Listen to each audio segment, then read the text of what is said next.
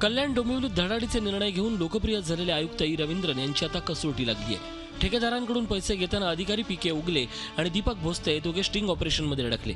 मात्र या दोघांचं प्रकरण एसीबीकडे न देता त्याची खातेनिहाय चौकशी करून पालिका आयुक्त या दोन्ही भ्रष्ट अधिकाऱ्यांना पाठीशी घालताय असा आरोप केला जातोय। खरं तर कल्याण डोंबिवली महानगरपालिकेतील अधिकाऱ्यांनी भ्रष्टाचार करण्याचा प्रकार हा काही नवीन नाहीये।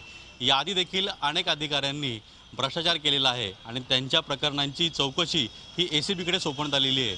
मग पीके उगले आणि दीपक भोसले या दोन अधिकाऱ्यांच्या बाबतीत असं काय घडतंय की ज्यामुळे या प्रकरणांची चौकशी एसीबीकडे सोपवली जात नाहीये। एसीबीकडे या दोन अधिकाऱ्यांची चौकशी न दिल्यामुळे निलंबनापलीकडे या अधिकाऱ्यांवर काही कारवाई होईल का असा प्रश्न आता उपस्थित झालाय। हा दखलपात्र गुन्हा आहे। हा दखलपात्र गुन्हा नोंदवायचे अधिकार ज्या विभागाकडे त्या विभागाला ही जी केस आहे हे हस्तांतरित करायलाच पाहिजे।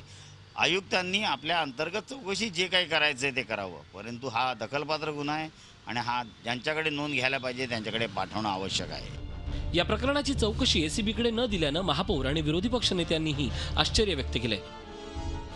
एसीबीकडे द्यायचं कोणाकडे द्यायचं याचा निर्णय आयुक्त घेतील प्रशासन म्हणून, आणि त्या जी सीडी आहे त्याच्यात देखील आयुक्तांना काय जर डाऊट असेल तर आयुक्त त्याची चौकशी करतील स्वतः।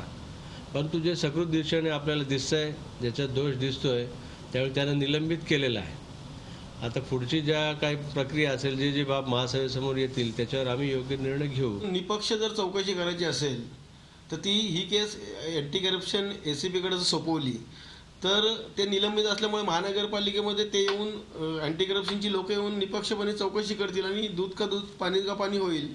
आयुक्तांनी खरं म्हणजे ही केस एसीबी अँटी करप्शनकडे सोपवावी असं माझं म्हणणं आहे। केडीएमसीतील अनेक भ्रष्ट अधिकाऱ्यांची प्रकरणं समोर आली आहेत, पण अशा अधिकाऱ्यांना प्रशासनातील काही वरिष्ठ अधिकाऱ्यांकडून विभागीय चौकशीत क्लीन चिट दिली जाते अशी खंत स्वतः आयुक्त ई रवींद्रन यांनी अनेक वेळा जाहीररित्या व्यक्त केली होती।